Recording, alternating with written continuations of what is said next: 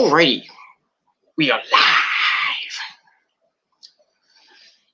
Alright, what's up everybody, Peter Gilmore here on this late Wednesday night, back again with another video right here on the Peter Gilmore YouTube wrestling channel, youtube.com/Peter Gilmore. Thank you all for watching. And as always, make sure you like this video, hit that subscribe button down below, subscribe to all my other channels, which are down below in the description box. Friend me on Facebook and follow me on Twitter, share this video all over the internet. And don't forget to tap that bell and turn on all my notifications so YouTube can hopefully send out my videos to you and you get notified when I go live or when I do a video or whatever. So tap the bell, get notified, subscribe, like the video, share the video, friend me on Facebook and follow me on Twitter. And if you have any wrestling questions, put it down below in the comment section of the video or hit me up via Twitter. And that's pretty much all I gotta say about that. All right, ladies and gentlemen, on this late Wednesday night, November the 18th, 2020, or if you're watching from somewhere else now, is November the 19th, 2020. We're 1 week away from Thanksgiving, so gearing up for Turkey Day. And that's all I gotta say about that. Hopefully, everybody's gonna have a good Turkey Day. Sucks I gotta work the day late, which fucking sucks. So I'm gonna miss out on Thanksgiving dinner with my parents, but I might have it the night before or that Sunday after. I don't know, but it sucks. But gonna make the money you wish you had, and that's all I gotta say about that. It is what it is. All right, I hope everybody had a great Wednesday. It was very cold here in the Northeast today. I felt like 22 degrees here today. No, it was like 30 something today, but like with the wind chill, it felt like 15. Oof. Glad I didn't have to go out. Well, I did go out, but I didn't have to go work or anything. I'm glad I didn't have to go to work, but I gotta go to work tomorrow, but it is what it is. Gotta make the money you wish you had. And that's it. But very cold in the Northeast, gonna warm up over the next couple of days. By this weekend, it's going to be back up to 60, 65 degrees. And then go back down by Thanksgiving. But it is what it is, and that's all I got to say about that. All right, ladies and gentlemen, on this late Wednesday night, it is time, as always on Wednesday nights, it is time for your late night AEW Dynamite review for November the 18th, 2020, from Daly's Place in Jacksonville, Florida. The best time of your life. The best show on Wednesday nights. It is true. What the ratings say. It's what it is. And that's that. All right, AEW coming off a pretty good week last week. And where we saw Cody and Darby Allin come together and team up, and well, they didn't team up. They kind of took care of Team Taz, Brian Cage, and Ricky Starks. Saw that, and also we saw the return of Pac, the bastard, as Michael Cole would say. So we saw that. And this week we were going to get a tag team match with Cody and the new TNT champion Darby Allin taking on Team Taz, Brian Cage, and Ricky Starks. We had that. We had an NWA Women's Championship match between Serena Deeb and Thunder Rosa. No, not that Rosa, but Thunder Rosa. Rosa is all elite, but it is what it is. So we had that. We also had, which I'll get into in a second. We had the Young Bucks take on Top Flight. I thought it was for the tag team belts, but I guess they changed that at the last minute. So it was non-title. I'll get to that in a second. We also had the Inner Circle invading Las Vegas. Let's see what happens with those crazy kids. And that was pretty much it for this week. We also had the contract signing of for the AEW World Title, as they're calling it. Winter is Coming, December the 2nd. For the AEW World Title, we had Jon Moxley and Kenny Omega signed the contract, or did they? We'll talk about that in a little bit.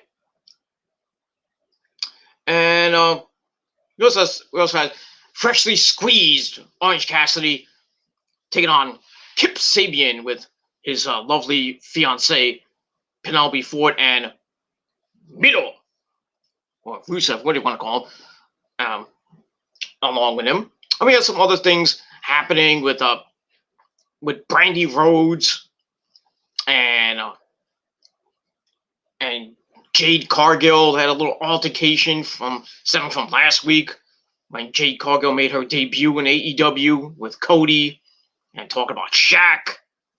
And then Brandy's like, "Who gave you an open mic, bitch?"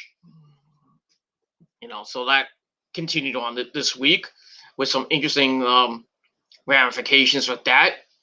We also had interesting during the NWA Women's Title match. We had an interesting altercation after the match with Thunder Rosa and Dr. Britt Baker, DMD, baby. So we'll get to talk about that and so much more on your AEW Dynamite review. And then, as always, I'm your great host, Peter Gilmore. Thank you all for watching, and the chat room's open. So if we want to talk about some AEW wrestling or some NXT, we'll talk a little bit about NXT. I didn't really watch most of NXT, but I did see the segment with Finn Balor coming back after his jaw surgery, and the return of the Undisputed Era, led by our good friend, and you know him well, say it with me now, Adam Cole, baby! So they're back to kick Pat McAfee's fucking ass.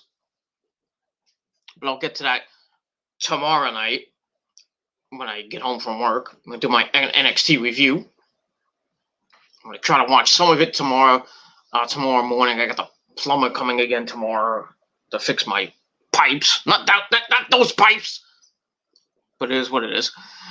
So I got that. So it is what it is. So hopefully I can get to watch a little bit of NXT before I go to work tomorrow. And I got the doctor tomorrow morning too. So a lot to do tomorrow. I'm going to be a busy, very busy day. I'm going to be probably tired as fuck tomorrow at work. But gotta get the work done. And like I said, make the money that you wish you had. That's it. All right, got this fucking awesome drink here. Looks like lemonade, but it's Tang. Tastes like Tang. Tastes awesome. It's like, I'm getting freaking addicted to this thing. And I got energy drinks up the wazoo. Energy drink mix up the wazoo. I'm gonna take tomorrow to work so I can stay awake, not fall asleep. But we'll see what happens with that. And that's that. All right, let's get to your AEW review for November the 18th, 2020. And like I said, we're live from Daly's Place in Jacksonville, Florida. So we start off, and tonight's show was another amazing show, as always from AEW. Like I said, it is the show of the week, the best show on television for the 2 hours that it's on. But great stuff tonight. We start off with match number 1. We got the Young Bucks taking on Top Flight, Darius and Dante. What's the last name on Martin? Darius and Dante Martin, trained by Molly Holly and good old Mr. Anderson. So we see their debut. And if you haven't seen these guys, we got a video package of them from their indie days. From the indie, you know what I'm talking about. From their time in the indies. These guys are 19. I think Dante's the youngest one, I believe. He's 19, and Darius is 21. So we've got some, no pun intended, young bucks taking on the older version of the young bucks. And this was a great match. Lots of high flippity doos, and really Top Flight gave the Bucks a run for their money. But in the end, the Bucks get the win. But let's get into the match. Starts with Darius and Nick. They do some work. Darius showing his instincts, like countering everything that Nick is doing. Nick's able to arm drag him, but Darius cartwheels out of it. And then a big high kick to Nick. And tags in Matt. Dante comes in with his brother. We get stereo kicks to the chest of Matt. Like stereo chest kicks to Matt. And then Matt comes back with a side headlock, goes off the ropes. Matt hops over. Dante hops over, hits a big, beautiful drop kick. Then he hits a big running clothesline, tags in Darius, who takes Matt down. Get another tag. They're going back and forth with tagging. They're beating up Matt. Dante flips over the top rope to Matt on the outside, sends Nick off the apron. Then they look to go for stereo suicide dives, but they backflip in the center of the ring. The fans going, yeah, it's great. And they really surprised me. I've seen them before in certain indie feds and around I forgot what indie fed they were in actually, but they're in some indie feds around in the Midwest and I think some of the Northeast a little bit. But these guys are the real deal, ladies and gentlemen. I mean, you guys, if you didn't see this match, I think you need to go see this match. And I really hope that AEW signs these guys. I don't care if they're on Dark, facing off against, the Acclaimed, Anthony Bowen and Max Caster. I don't care if they're facing the Hybrid, and Helico and Jack Evans. I don't even care if they're facing in the lead. Or the Lucha Brothers. Or even SCU or the Best Friends. I mean, they'd be a good staple in the tag team division. Where just put them on Dark. They're making their debut and they put on a great debut. So these guys are the real deal, ladies and gentlemen. So we got that. So they backflip in the center of the ring, and the Bucks are pissed. I was like, damn it, we can't be fucking jobbers. What the fuck, man? So Darius heads back to the apron as Matt back in the ring. And then Matt and Dante lock up. Matt tries for a super kick, but Dante grabs the foot. Nick with the blind tag. They send Dante in the ropes, and they hit a super kick to Dante. And then they hit a drop kick to Darius, and then the Bucks are in control. They hit a rising knee strike bulldog from Nick into a drop kick from Matt. Matt sends Dante into the corner. Comes in, knocks in the sharpshooter. And Dante was trying to get to the ropes, but Matt pulled him back. And then Darius had to come in to stop the submission. Nick comes in and hits a super kick in the corner. And he kicks legs. And then Matt sends him into his brother with a buckle bomb. And then a catapulted Dante into a high kick. Falls back on the knees of Matt. Nick jumps off the top with a big stomp. Then he rolls through, hits a backstabber to Darius. And then Dante comes back with a twisting head scissors. Tags in his brother Darius. Hits a shoulder to the gut. They hit the ropes, hits a big clothesline. So they're going to work on Matt. Sends him into the ropes, gets Darius with a reverse into a waist lock. He spins, hits a Spanish fly, a standing Spanish fly for a near fall that would impress Joel Maximo, my good buddy. Nick stops the pin. Darius sends him to the outside, and then he goes off the ropes and hits Nick with a suicide dive. And then Matt's on the outside. Dante flies over with a Tope con Hilo onto all the Bucks, so they knock them all down. And then all four men get back in the ring. Dante tags in. They whip Matt into the ropes to grab Nick. Nick whips Dante into a kick and a waist lock from Nick to Darius. There grabs Dante from behind, tosses him over the head of Nick to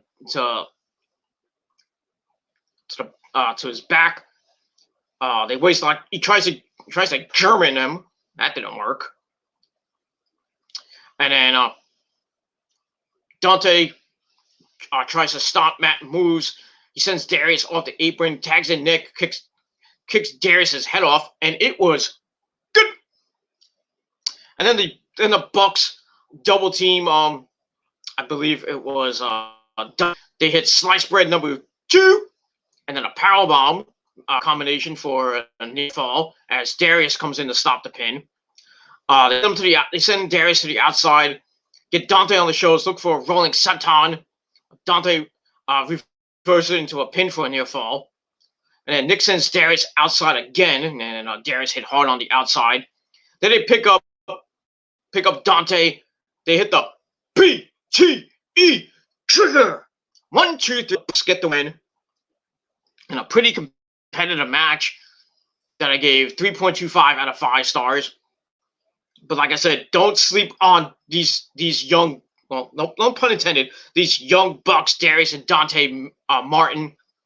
I think they could be a mainstay on Dark. They get signed. I think they should be signed and mostly be on Dark. And like I said, probably face like the Hybrid 2, the Butcher and Blade, all those tag teams. Private Party. I think damn it, Private Party will put on a show. But we'll see what happens with them. And if not, they can always go back to the Indies and kick some ass. But we'll see what happens with that. And we'll move on from there. Afterwards,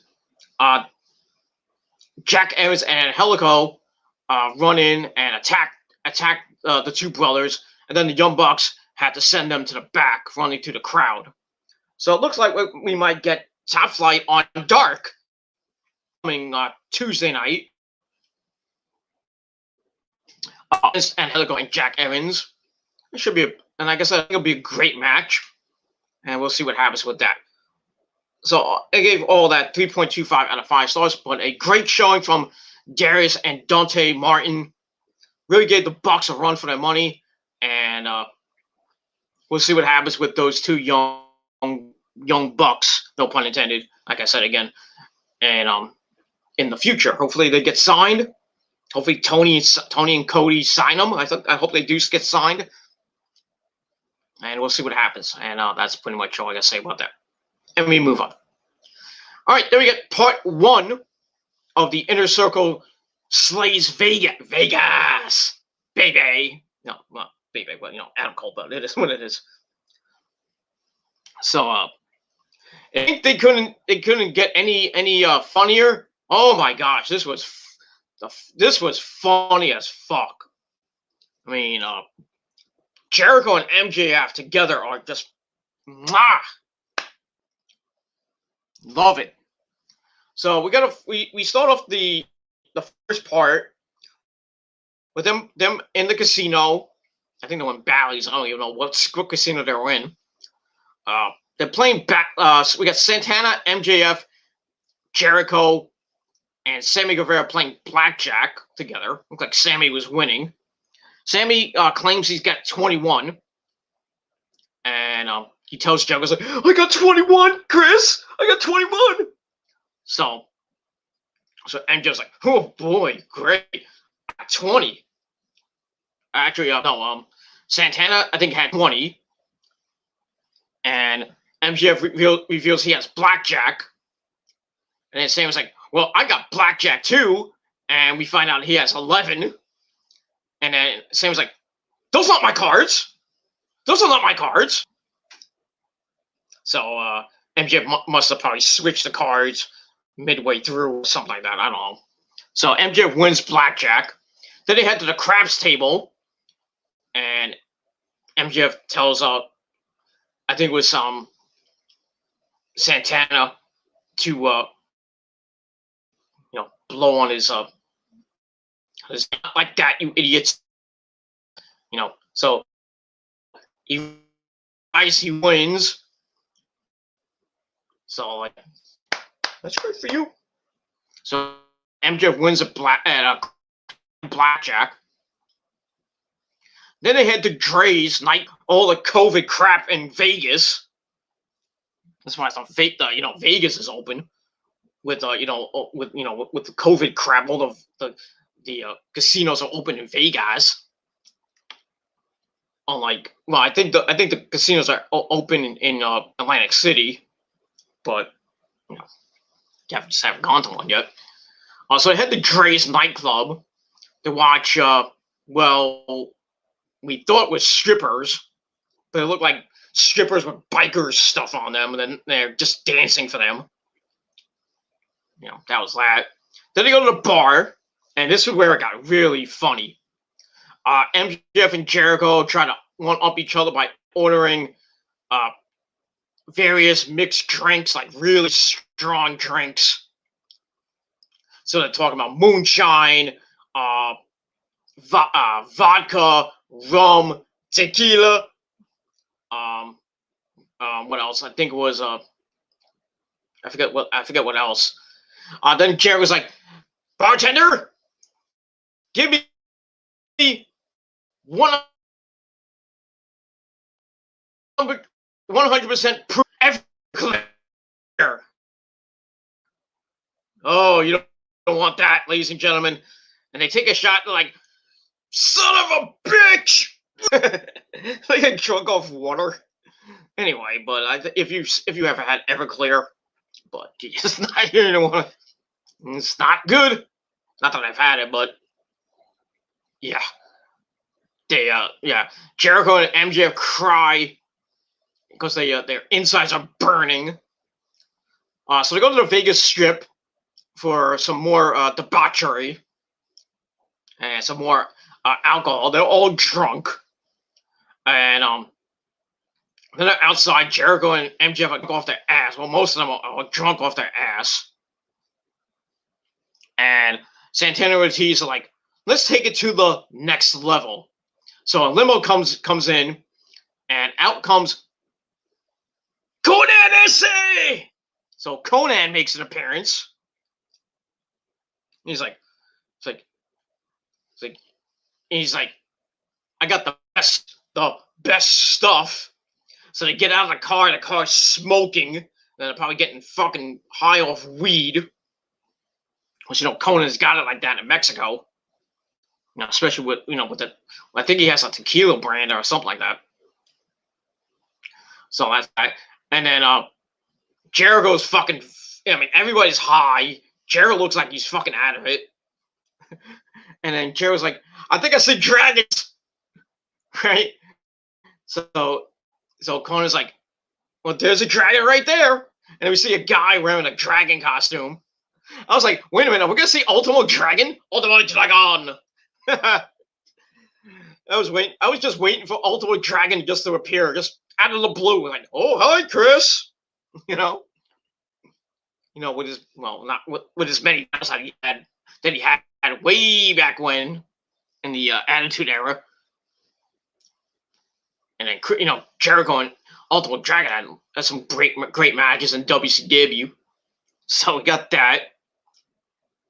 So they run into him, and they're walking on the strip. They run into a guy familiar. I think I've seen him on TV somewhere, but it is what it is. They run into him, and he's shirtless. He's got long hair. Then they go to a bar, another and the bar, Sammy's taking a drink. He goes up to MJF and says, "I hate you, but I really don't hate you." Then they laugh it off. I don't know why, but and then Jake Hager and Wardlow try to one up each other by beating various bouncers up, and that was that. So that was the end of the first part of the Vegas trip. So that was fucking funny. I gave it 3.5 out of 5 stars. But it was just amazing. Fucking amazing. I loved it. And I can't wait for part 2. And it gets funnier, ladies and gentlemen. If you thought part 1 was funny, part 2, it gets exciting, and that's all I gotta say about that. All right, after that, we get a promo in a stairwell with a pink light for some odd reason. I don't know why, but we get promo from the AEW World Heavyweight Jon Moxley, and that's a pretty good promo. It says, if you ever wonder how he got here, the answer is his dad. He said his dad is 6'3" and would box your ear if you ever got a line. Talks about picking him up from a police station, and he says, son, we're the good guys. And he mentions they tried to lie, cheat, and steal Eddie Guerrero. His AEW title. He's monsters, technicians, his own friends, and he says we're the good guys. He talks about he's got a pregnant wife at home, so meaning Renee Young's pregnant, ladies and gentlemen. So yeah, you know. So Moxley gave Renee dirty deeds. So now she's pregnant, and she's trying to start her Twitch career. Don't know if that's gonna work, but you know, we'll see.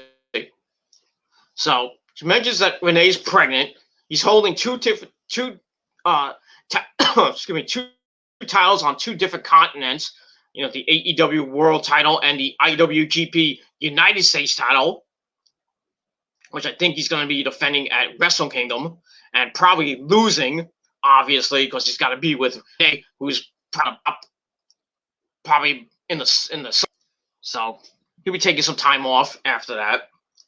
So after he loses the belt to Kenny on December the 2nd, he's going to go to Japan, lose the IWGP United States title to, I don't know who. I think Kenta got that belt that way. I think Kenta was supposed to face Tanahashi, and I think Kenta won. So probably go to Kenta. So Kenta will be the new at Wrestle Kingdom 15. And then Moxley will be beltless by the time he comes back to the States. That sucks for him. So he's like, what do I do? And he knows what to do. We're the good guys. And he says, tonight he will walk to the ring, sign the contract, look Kenny in his eyes, shake his hand, and let him know that he is the best wrestler in the world. He is the champion, his father's son, and he is Jon damn Moxley. Why do they have to bleep God? What is up with? You can't say God anymore?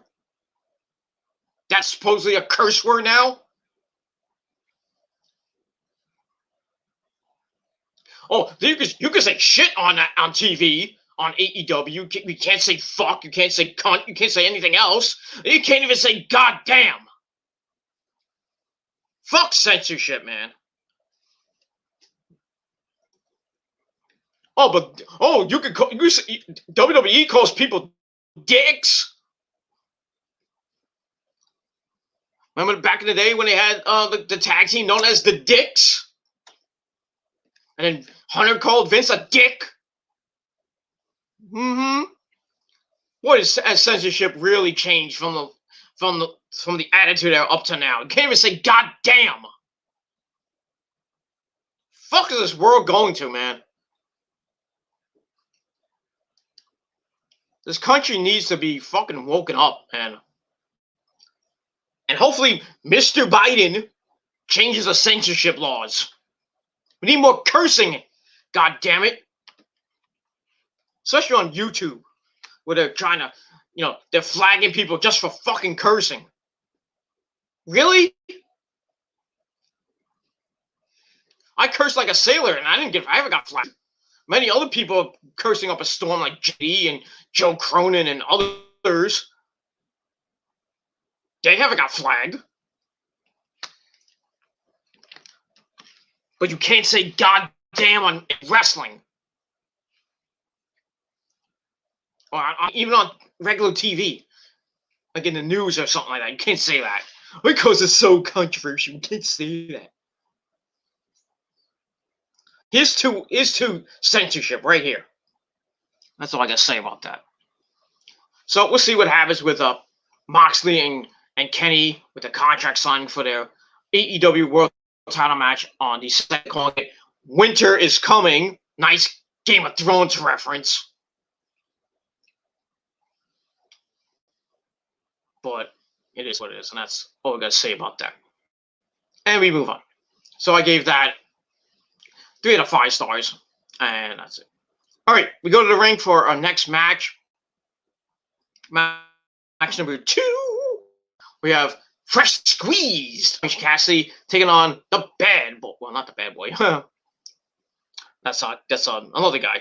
We have Kip Sabian, Super Bad, whatever you want to call him, with Penelope Ford at ringside. We had Vito smash Lana pussy, yeah.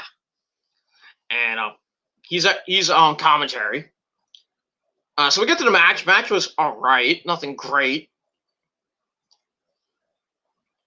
So also with Kip missing a right hand, Orange goes like gives him a love tap on his face, and everybody's like, "Oh shit!"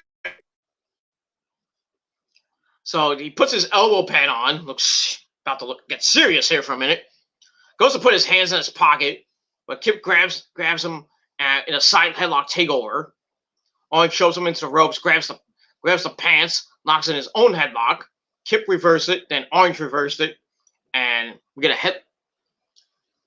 He gets a headlock takedown. Kip gets out of it. Orange is backed up into the ropes. Kip runs.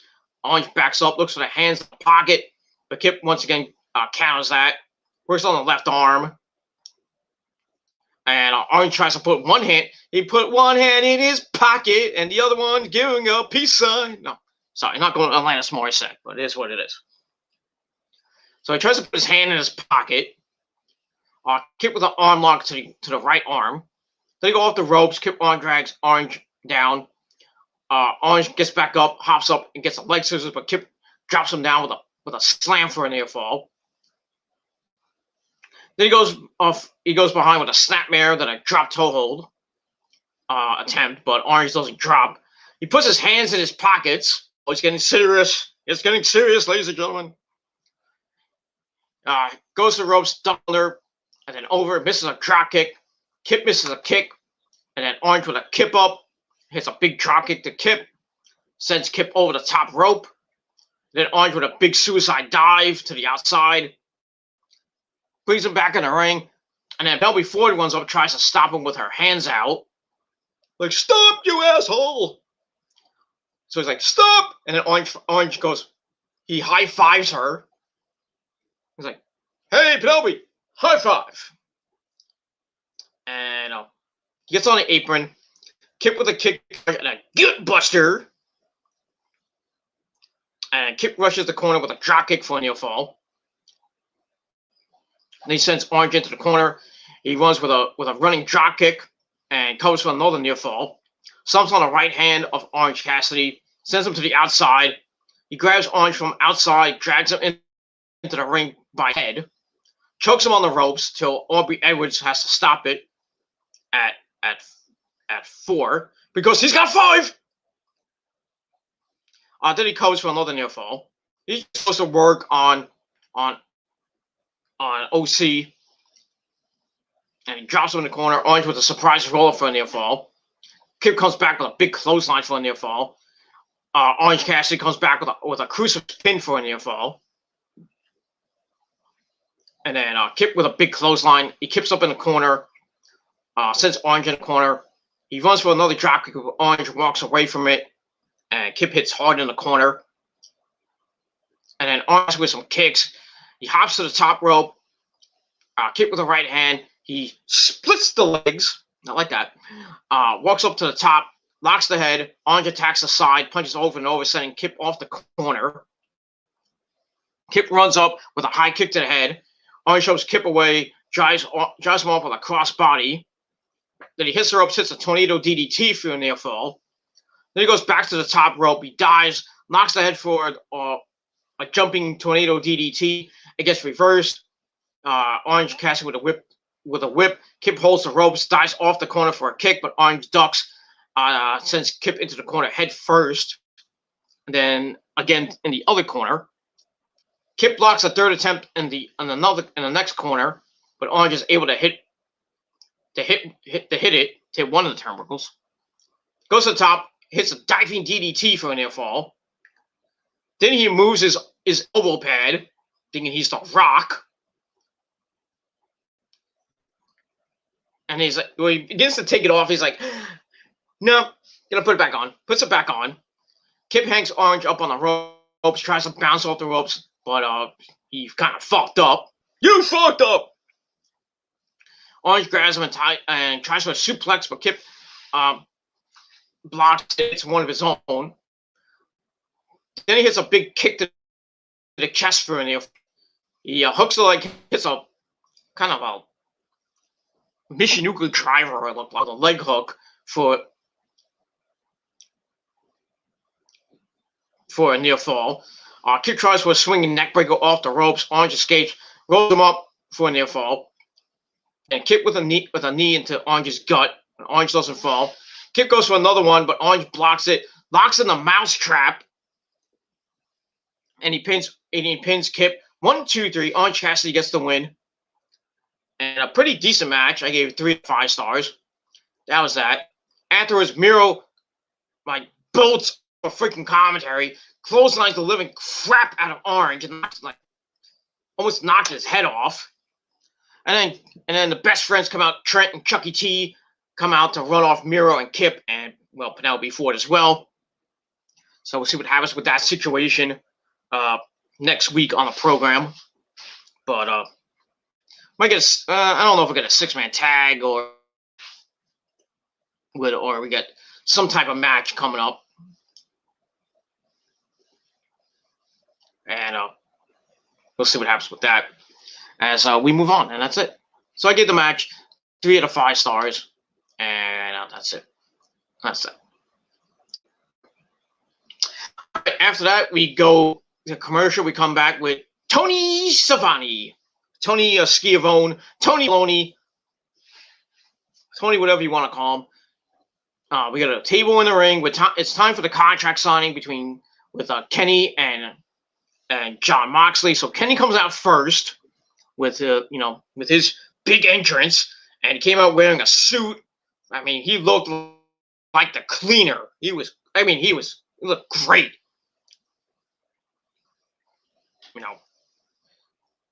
I'm thinking in Japan, because if you've seen Kenny at press conferences in Japan, it's like for Wrestle Kingdom, he's always wearing a suit. He looks great. Looked like $1 million. So he sits down.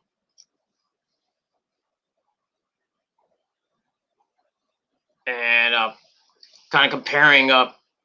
1 second. Where's my? 1 second. I got. Whoop! Hold on. Sorry about that. I mute my TV. Well, I had it muted, but sorry about that. Watching Guy Fieri on TV. Anyway, so they talk about Kenny's accomplishments and blah blah blah. So then Tony introduces Moxley. Moxley's music hits, but we don't see it. So Tony's like, I don't know where he is. We're kind of, we don't know where he is. Then he's like, oh, we're hearing something from the back. So we head backstage. Moxley's out and with a bloody nose. And then we see Jerry Lynn, Rick Knox, and Doc Samson there, and a couple other people there. They're surrounding him. And we go back to the ring. Kenny's like, I don't know what's going on. Obviously, Kenny attacked him from behind. Kenny's smart, that's why. So Kenny's like I don't know what happened. I'm kind of confused here. I don't know what to do. So Schiavone asks him if he has anything to say. He says he isn't one for the psychology type stuff. He's like, last time it was his elbow with the staph infection before, when they were supposed to fight at All Out 2. And then that match got scrapped, and Kenny had to face Pentagon Jr. Well, Pentagon Zero Middle. And a great match that was.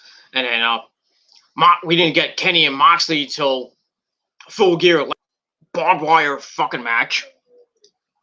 It was fucking sick. So he talks about the elbow, and this time it's a bloody nose.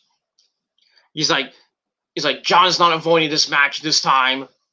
And he says, December 2nd, winter is coming, and he'll be there, and hopefully John will be too. So he signed the contract. Well, he had problems signing the fucking contract with the damn pen. I mean, can we get some good fucking pens in wrestling? I mean, every time we have a contract signed, the pen doesn't work. I have to shake the pen. I gotta make sure it works. Wrestling needs its own set of pens, like Kiss had pens, they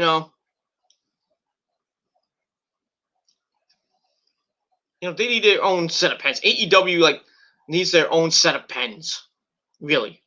I think the WWE, can sell pens, give it to guys in Japan, Ravana could sell pens, make a good profit off it.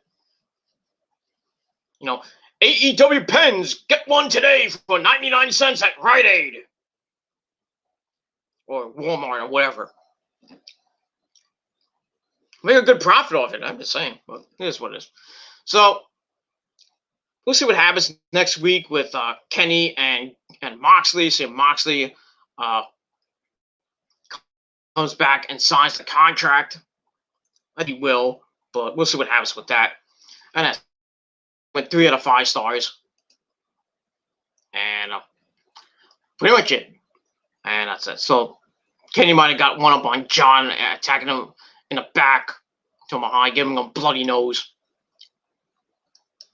And we'll see what happens next week on the program. That's that. It's no home show before the big December 2nd show, which looks to be pretty big. But we'll get to that later. And that's it. All right, then we get to part 2 of the Inner Circle slays Vegas. So they're on top of one of the hotels on the roof of the hotel. They have a new member of the Inner Circle, Elvis. Thank you very much. So they're talking, and MJF has something to get off his chest. Oh, about to puke. He's gonna puke. So he says that he has always considered himself a lone wolf, and he was on a hunt for a wolf pack, and now he's found it. He says he loves them like blood brothers. So Sammy's like, oh, you want to be blood brothers? I'll be your blood brother. So he takes out a knife and says, I'm down. About to slice his fucking hand open.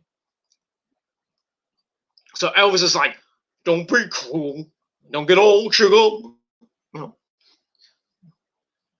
Play on his fucking hits, but it is what it is.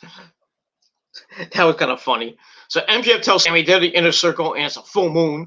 So he wants to go back out on the town and cause more havoc. He goes, ow, ow, ow! So they all howl. Then they fade out. And then we get to the next morning. Jericho wakes up. He has a tremendous fucking hangover. No pun intended on this segment. Huh. So he wakes up next to Elvis in bed. Oh, I'm not going there. Jericho drops. He's like, gin. Bleh. Drops an empty bottle of gin. Then MJF wakes up in a bathtub. Walks over to the main room where Sammy Guevara's asleep in a fountain. And Sammy's like, oh, hey, look so soft. And we see MJF has writing all over his face. Like he says, like, Sammy was here, blah, blah, blah. So Sammy sees a wedding ring, and then we see pictures of him with 3 women, saying like, "I got 3 wives." Lucky guy, because whatever what happens in Vegas stays in Vegas. So technically, Sammy Guevara is married to 3 chicks. Lucky him. Here's what it is. We see Ortiz lifting weights. I don't know what the fuck he was doing. Sammy's like, I got 3 wives. And then we see Santana feeding some chickens in a nearby room. So they're really playing off the Hangover movie to a T. All we needed Mike Tyson to come in with a tiger. And then, Ken Jeong coming in with his Chinese character. And, and then we needed another guy that looked like the nerd. What was his name? I can't think of his name. The nerd that was getting married to that hot Chinese chick, and then they go to they go and then I think it was in Hangover 2 or 3. They go to like a transvestite bar, and we see the nerd getting. Well, I'm not gonna spoil the movies for you guys, but you just need to watch it. That's all I needed. So he's feeding chickens, sitting next to a toast. Then Jericho and Elvis went into them and take him over to another part of the room where someone's crying behind them. They open the doors and we see Hornswoggle in a diaper, and he's crying. It's like, wait a minute, they got Hornswoggle from TNA? Okay. It looks like AEW might is in they're having guys from freaking the Indies, guys from Japan, now guys from TNA. So all we needed was freaking Tommy Dreamer to be there.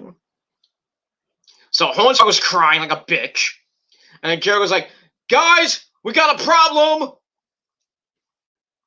And that ends the segment. I was cracking up. So they went full Hangover mode. They really made their own version of the Hangover. It was great. I guess it needed like Tyson and the Tiger. They needed Ken Jeong. I think they really should have got the Hangover cast, like Matthew McConaughey and Jake Gyllenhaal and Ken Jeong. Like I said, that would have been hilarious. I mean, really hilarious. But this was still great. So I gave this once again 3.5 out of 5 stars. It was fucking hilarious. I loved it. And like I said, MJF, Jericho together, just a match made in heaven. I just love it. And that's that. So we move on from there. It was hilarious and funny at the same time. Hornswoggle with Elvis, Conan. Just funny as fuck. That's all I got to say about that. All right, then we go back to Daly's place. We see Jericho on commentary. He says he's still got a pounding headache.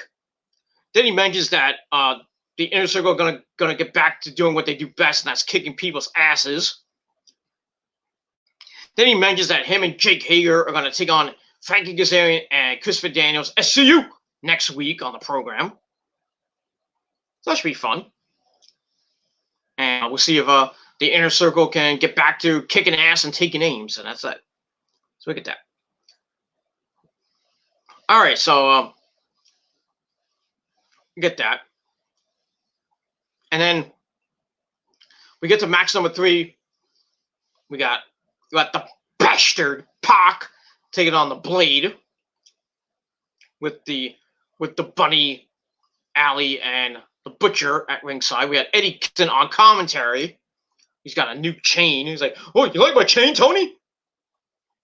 Tony's like, "Ooh, you got a lot of money there, Eddie." Idiot. So we get to the match. Match was all right. Nothing great. Starts off with Pac hot out of the gate with a big drop kick. So starts beating the crap out of the Blade in the corner. Then he chokes him up on the bottom rope with his boot. Tosses Blade to the outside, grabs him, sends him into the barricade. Then he tosses him again into the barricade, brings him back in the ring, heads to the top rope, hits a big missile drop kick off the top rope.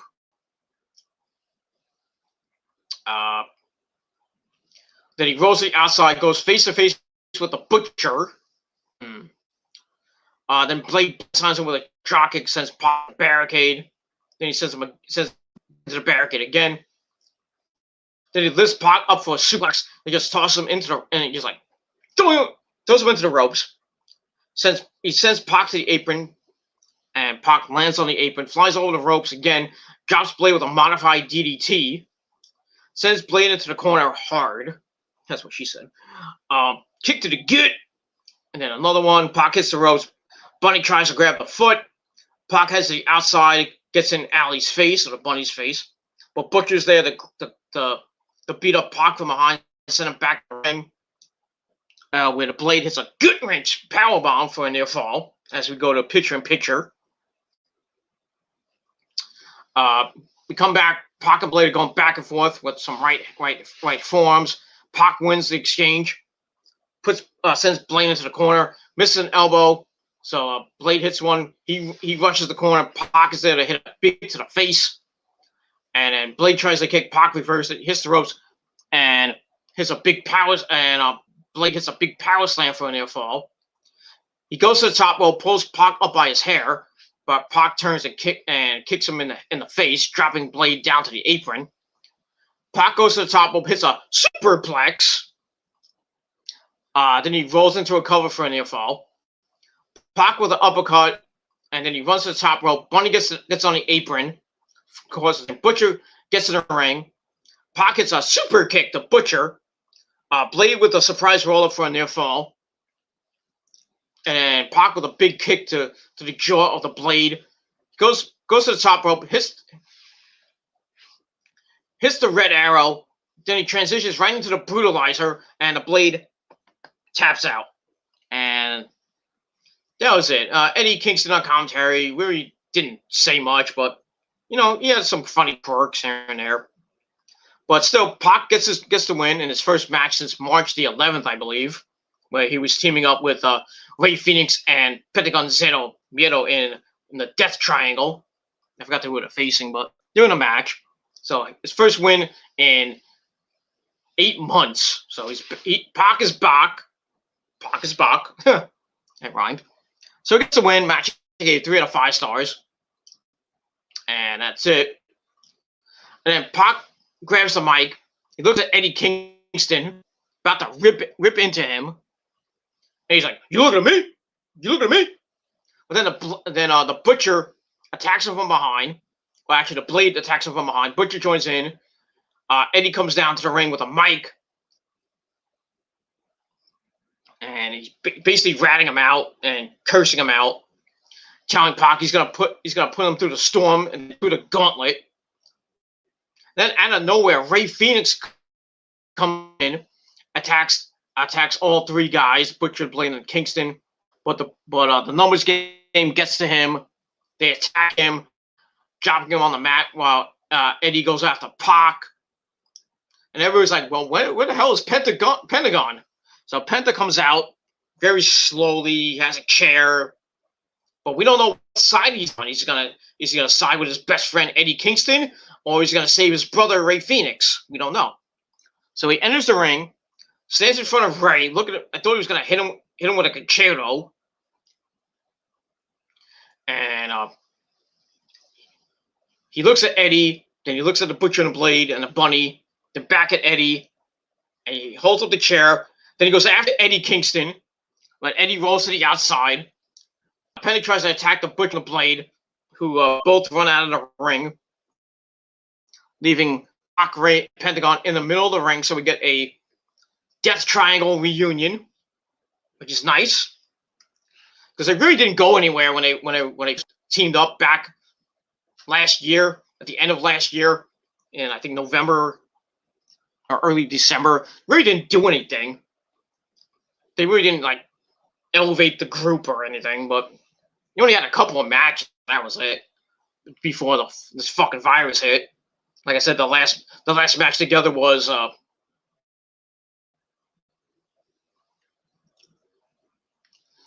March the 11th in Salt Lake City. So they're back, and I'm happy for them. So we find out that next week is going to be Pac and Ray Phoenix taking on the Butcher and the Blade. That should be an okay match. I'm like, wait a minute, why isn't it a 6-man tag team match? Why isn't it Butcher, Blade, and Eddie Kingston taking on the Death Triangle? Maybe Pentagon's hurt or something. I don't know. Kind of odd not seeing a 6-man tag team match, but probably get that in maybe later on. I don't know. So we'll see what happens with all 6 of them plus Allie. So we'll see what happens with that match next week on the program. And that's pretty much all I can say about that. And we move on.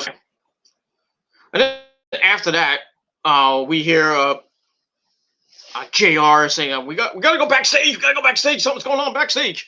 So we head backstage.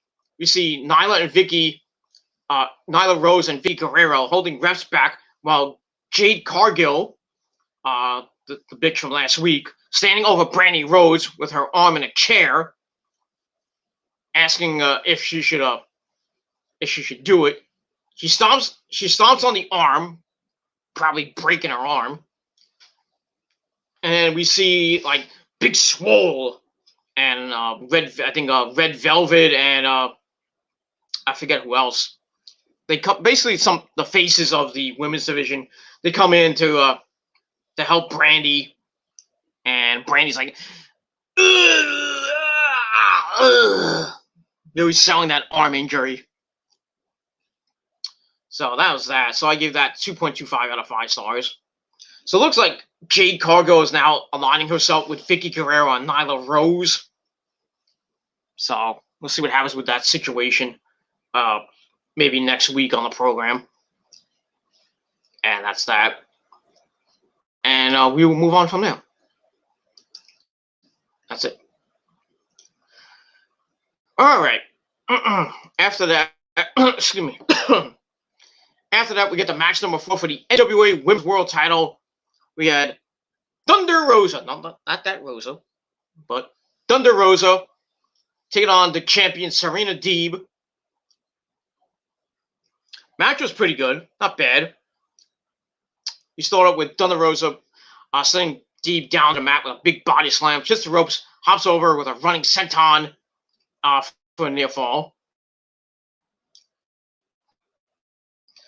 She hits a drop toe and a big splash to the back of Serena. She calls for the title, and at the end of the ring, but Serena with a dragon screw leg whip, and then another one.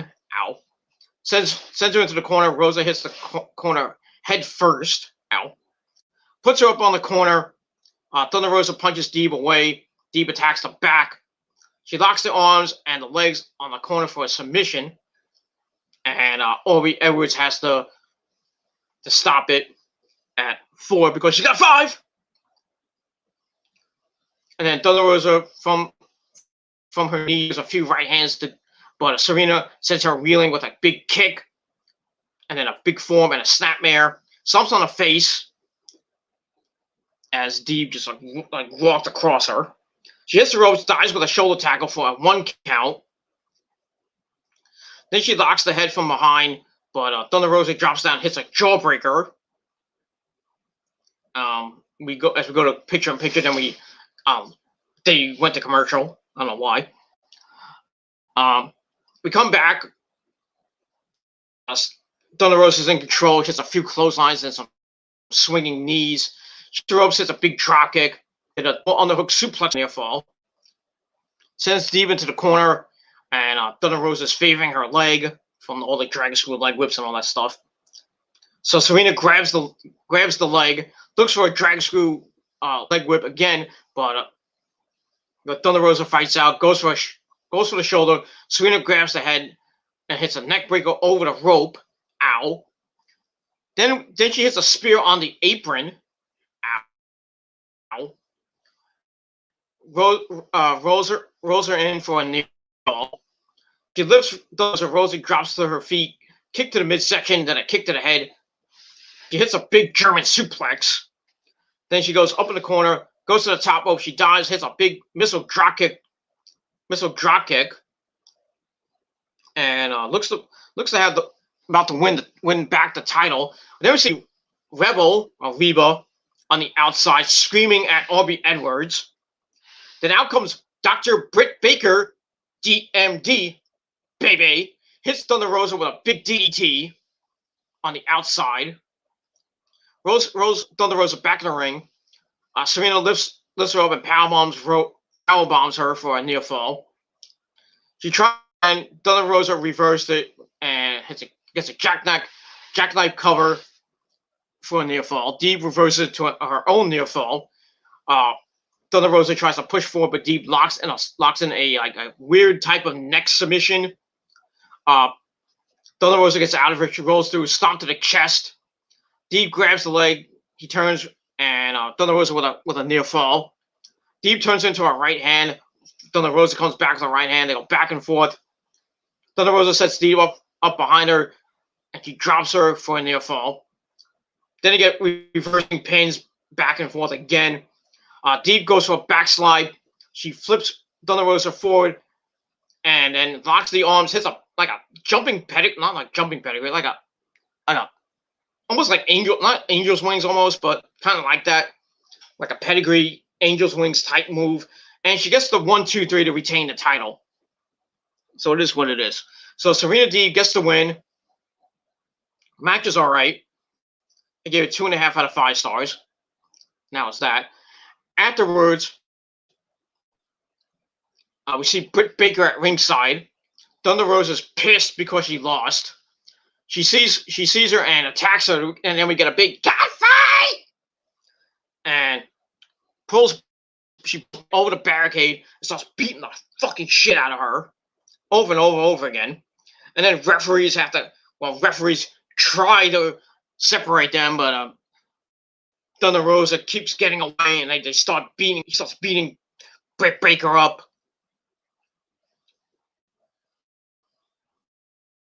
And finally, cooler heads prevail, and they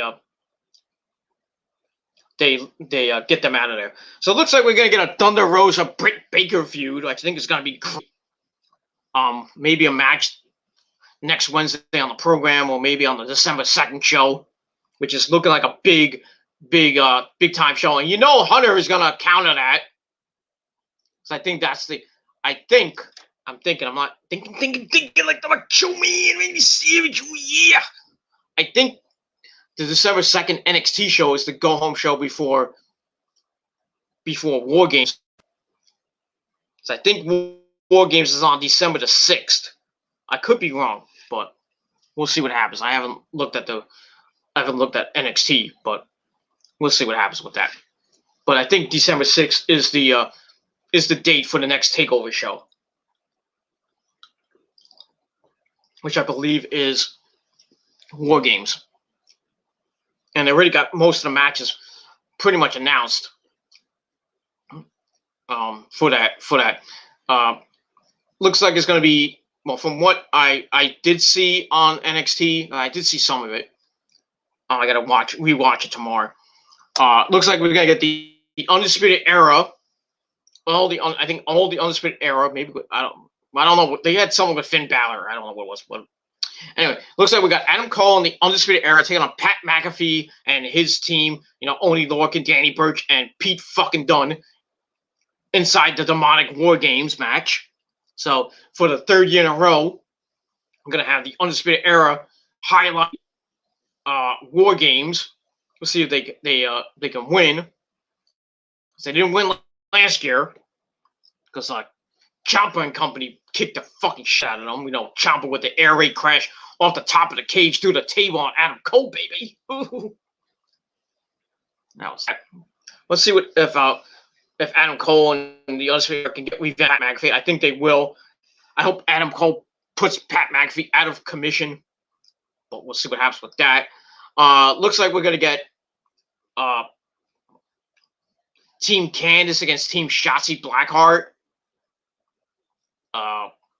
We'll see what happens. Oh, Team EO, I don't know. Something with that.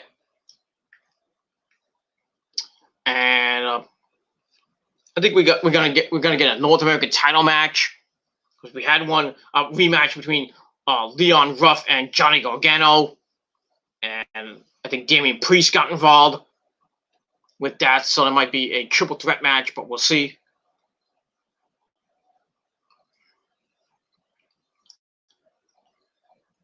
And that's pretty much it. And then maybe something with Ciampa. I think maybe something with Ciampa and Timothy Thatcher, but that's the rumors right now. But we'll see what happens with that. So, like I said, going back to AEW, looks like a Thunder Rosa, Britt Baker, DMD, Bebe feud up. Maybe a match on next week on the December 2nd show. Should be a great between those two ladies, and we'll see what happens with that. So I gave the match between Thunder Rosa and Serena D for the end of the world title 2.5 out of 5 stars. Serena D retains, and that's pretty much all I got to say about that. Let me move on. All right, then we go to somewhere backstage. It looks like the Dark Order clubhouse that we see on BTE, and we see a good friend John Silver, Johnny Hungy, with the lovely Anna Jay next to him. I don't know why she was next to him, not Stu Grayson, but it is what it is. Because Stu and Anna, they be fucking, and that's all I said about it. So they're next to each other. Johnny's talking about how that before she joined the Dark Order, she was a rookie, and now she's the Queen Slayer. Okay, she's not Becky Lynch. Just saying. Johnny says that she's ranked in the top 5 for the AEW Women's World Title that she has. So he mentions that next week on the program, it'll be Anna Jay getting her title shot against Hikaru Shida. That should be a pretty decent match. So Anna says last time that her and Shida wrestled, Hikaru Shida took advantage of a rookie, but this is the new Anna Jay, number 99. And fucking tooth is killing me. So Silver gets all hyped. He's like, "Yeah, you're gonna do it. You're gonna become. We're gonna get more gold back into the Dark Order. Yeah." So he's really hyped up for the match. So we'll see what happens next week with Anna Jay and Hikaru Shida for the AEW Women's Title. I think Hikaru Shida will win. She's on a roll right now, and I don't know who could beat her right now. I really don't know, because I don't know if Nyla Rose is still the number 1 contender, or it's Big Swole, or it's Britt Baker. I don't know who it is. I think Hikaru Shida might be holding that title for a little while longer, but we shall see. And that's that. So we get that. So I gave that 2.25 out of 5 stars. And we'll see next week with Hikaru Shida and Anna Jay for the AEW Women's World Title. And that's pretty much it. And we move on. All right, then we get a video sent in by Darby Allin. He's sitting on top of a church, and then he skateboards inside. He must have came down from the freaking steeple and came inside. We see candles lit all around and stained glass windows that are black and white. And he lights something on fire near the TNT title. And that's it. Kind of a weird video from Darby Allin. Okay. So I gave that 2.25 out of 5 stars. And that's pretty much all I got to say about that. And that's it. So that kind of hypes up the main event for the evening. Ricky Starks and Brian Cage of Team Taz, Team FTW, taking on the TNT champion Darby Allin and Cody Rhodes. Match was alright. Nothing to write home about. So also with Darby and Ricky locking up. Darby headlock. Ricky out wrestles him into a hammerlock. Darby grabs the head from behind. He reversed it, turns into a front face lock. Ricky grabs the shorts, lifts Darby. Darby goes off the ropes. Ricky shoves him, dives for his fist. Darby go behind a hammerlock, and then Ricky gets the ropes, and then they slap each other around. And Darby gets pinned. The referee has to hold him back. So Brian Cage comes in. Cody's like, "Tag me! I want Cage." So he comes in. So Brian Cage and Cody go at it. Cage with a side headlock. And then he knocks Cody down with a big shoulder tackle. Cody gets up right away. Yeah, because Cody no-sells everything. Okay. Cage tries for a power slam. Cody holds on. Leaps over, then hits a big drop kick. Then he sends Cage off the ropes. Cage misses a splash. Cody goes to the top rope and hits a moonsault into a cover, but doesn't really even get a 1 count. Taz, who's on commentary, leaves commentary, heads ringside to do some managerial work. And then Cody kicks the back of the leg of Cage, tags in Darby. Cody with the disaster kick. And then Darby with the springboard coffin drop. And Darby tags back in Cody. Cody works on the arm. So Cody whips Cage into the ropes. Taz holds the leg of Cody. Cage clotheslines him over the top to the outside. Arn Anderson was at ringside because he's the coach. Tries to return the favor by tossing a chair in the ring. Referee's like, nope, you are out of here. So sends him out. Cage grabs Cody on the outside, beats the crap out of him. Hits a powerbomb on the outside. Ow. Sends Cody inside, hits a back suplex for a near fall. So they're beating up on Cody for a while. Cage grabs him, does some curls, like grabbing him, doing this. Cody's on his feet, goes for the tag, but Ricky started to pull Darby off the apron. And then Cage with a clothesline in the corner, then hits a German into a near fall. Ricky Starks comes in, continues to beat down. And then Cody comes back with a big back body drop, and then another one.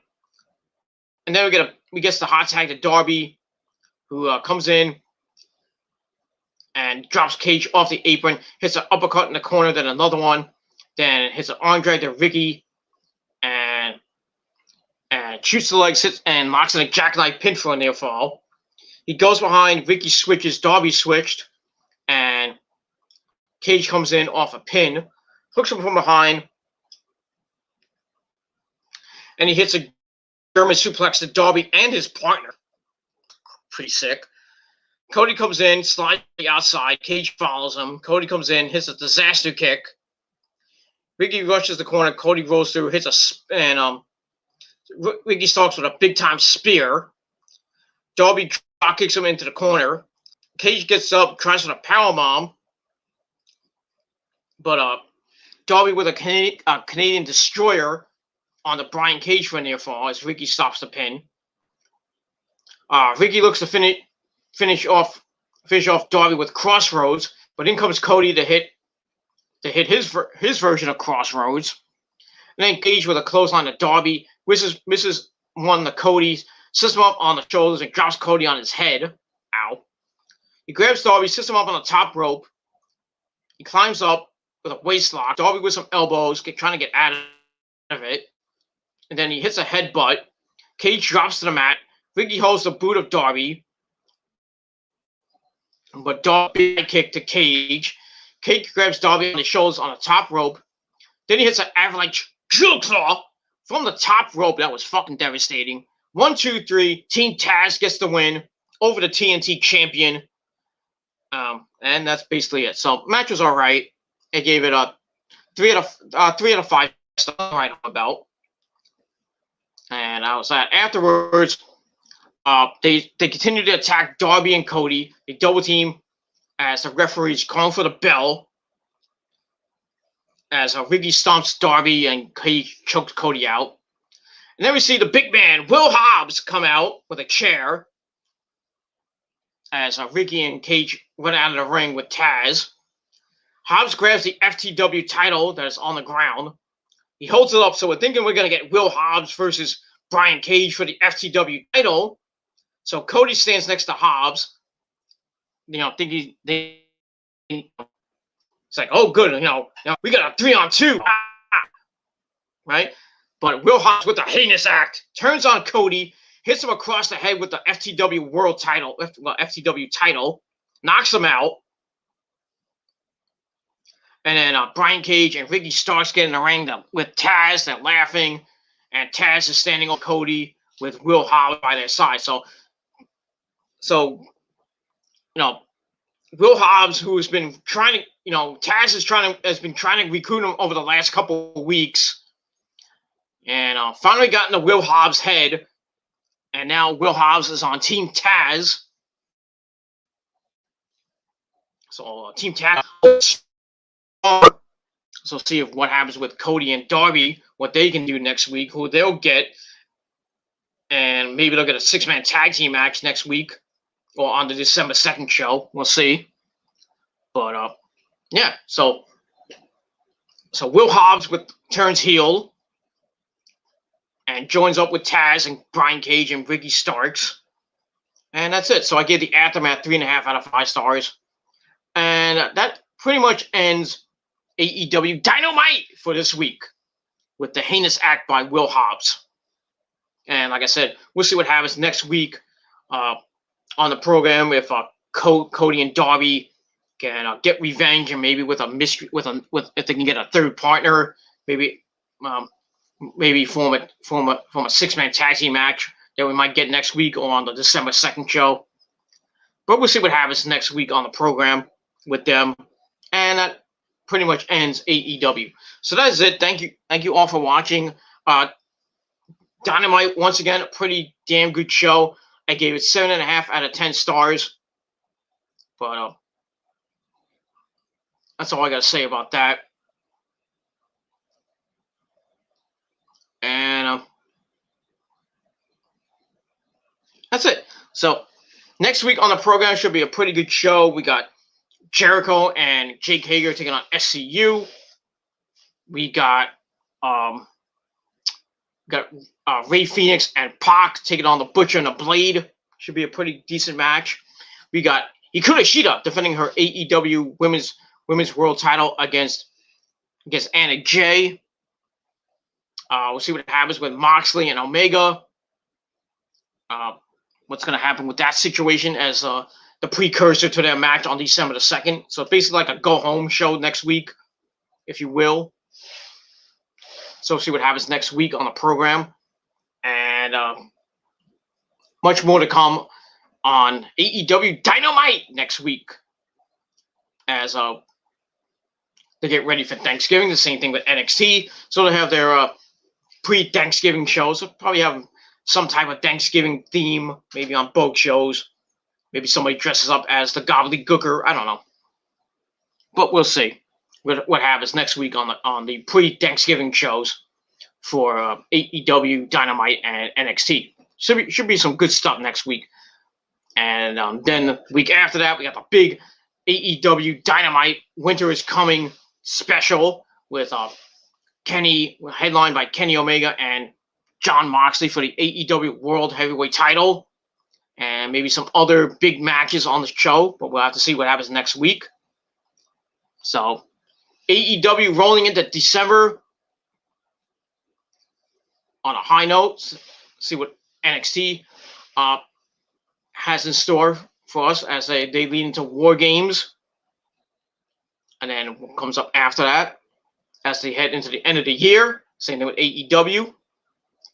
So should be some good stuff coming your way over the next coming weeks as we end the year with Dynamite and NXT and Raw and SmackDown, of course, as well. We got Friday Night SmackDown this Friday night, the go-home show before the Survivor Series. We see what happens with Roman and Drew McIntyre now ahead of their match at the Survivor Series. We see who the final participant is for the men's team. And we'll see who the final two participants are going to be for the women's team. We'll see what happens with Sasha Banks and Carmella, and maybe with Bayley involved as well. Maybe see what happens with the Street Profits and the New Day. With the tag team belts. Maybe something with Sami Zayn and Bobby Lashley. And maybe Asuka turns up. I don't know. Ahead of her match with Sasha, but we'll see. So should be a pretty decent go-home show for SmackDown on Friday night. And then we got the Survivor Series this Sunday.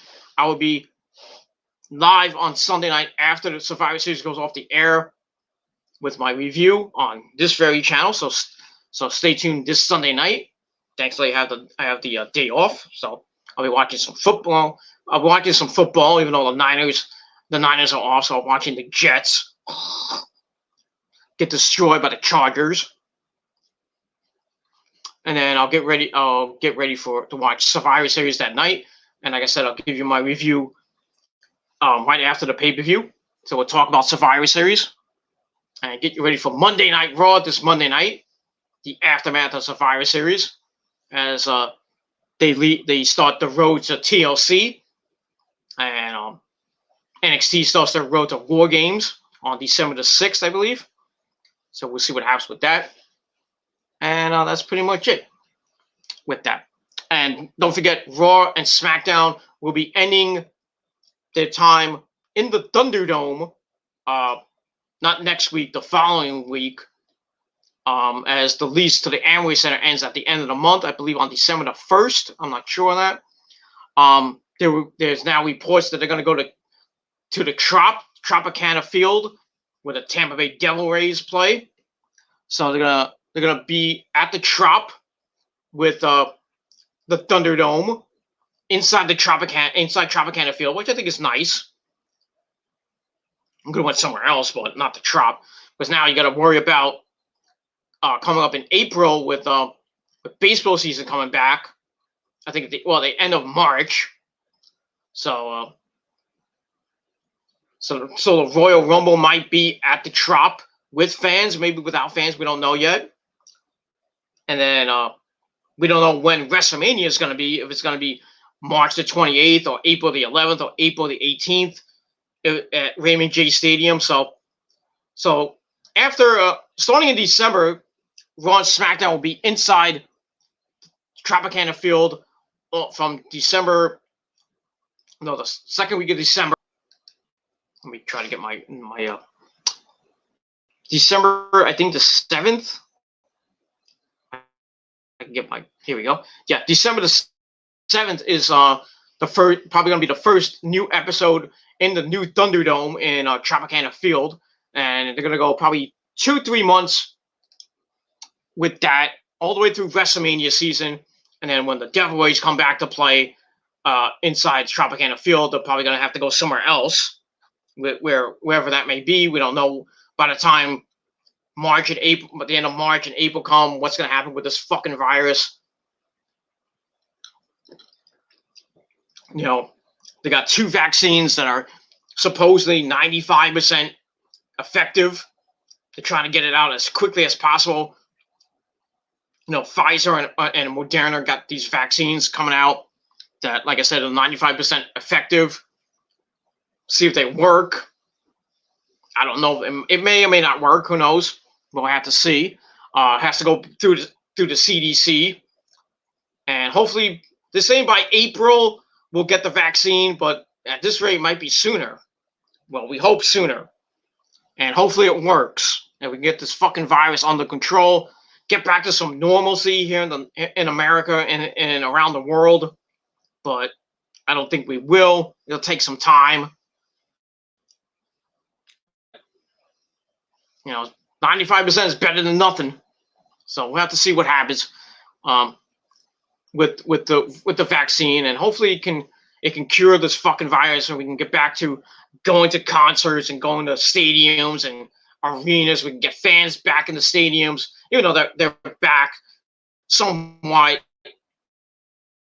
in football and a little bit in wrestling, especially with AEW, with the fans in Daly's place and the fans in the Capitol Wrestling Center for NXT. Not many fans, but a few fans there. The new Thunderdome and in Tropicana Field, if they're gonna have fans in the stands or not. And we'll see what happens with the Royal Rumble, if there's gonna be fans in the stands. But probably won't be many, but we'll see. And that's pretty much it for that. So, like I said, new Thunderdome site at Tropicana Field, beginning on December the 7th, I believe. Of course, the lease at the Amway Center ends at the end of this month. So, I don't know what's going to happen next Friday night with SmackDown, since it's coming off of Thanksgiving. So it's the Black Friday edition of SmackDown. So I don't know if they're gonna tape SmackDown this weekend or on Monday. I don't know. And then next week they'll probably tape again, because the December 4th show is, well, the lease ends on, I believe, November 30th or December 1st. So they could tape SmackDown on December the 1st, and then show a taped SmackDown on December the 4th, and then have a live edition of SmackDown on December the 11th, and a new Raw on December the 7th from Tropicana Field. So we'll see what happens with that and all that good stuff. But that's that. All right, everybody, thank you for watching this video. Once again, 7.5 out of 10 stars for AEW Dynamite tonight. It was a pretty good show, and we'll see what happens next week on another great edition of AEW Dynamite. And as always, I'll be here, give you my analysis and my review of AEW Dynamite next Wednesday night after the program goes off the air, or whenever I get to doing it. So I have next Wednesday off, and then I got to go in Thanksgiving afternoon. It sucks, but it is what it is. So I'll give you my AEW review next week, and then probably it's the same schedule as next week for NXT. Probably I'll do my NXT review Thanksgiving night when I get home from work, and then next Friday night, I'll give you my SmackDown review on the Black Friday edition of SmackDown, and then we'll talk about Thanksgiving on episode 184 of the Gilmore Chronicles, probably that Sunday after, or the Saturday or Sunday after that. We'll see what happens with that. And that's it. So I'll give you my Thanksgiving vlog and get you ready for all that.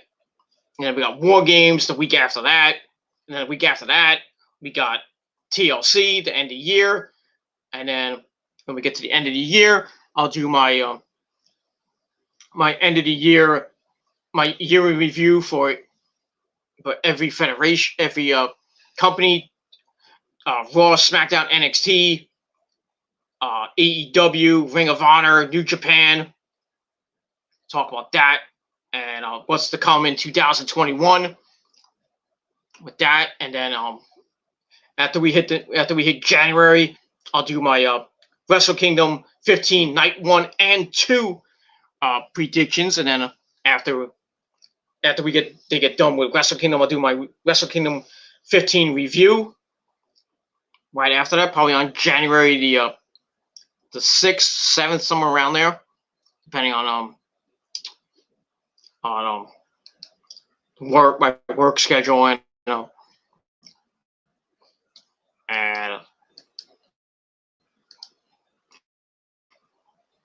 yeah, I'll try to get the AEW review. If I have January 6th off, which I should, but we'll see by the time we get there. If I have that day off, I'll probably do the Wrestle Kingdom 15 review probably sometime in the day, and then I'll do the AEW review at night, the first Dynamite of the new year, and then the next January 7th I'll do my NXT review, and then we'll talk more about that as we get there, but we'll see what happens with that. All right, everybody, I'll go shut up now, and probably try to edit this video up and go to bed because I gotta get up early in the morning. Got the plumber coming, so gotta get some rest. Not that I'm gonna get any rest tomorrow, but it is what it is. And that's all I can say about that. So thank you for watching. I'm Peter Gilmore signing off. Peace out. Peace out. Well, peace out. Rock the fuck on. If you're not down with that, well, fuck you, man. And that's it. So thank you for watching. I'm out. Peace, bitches.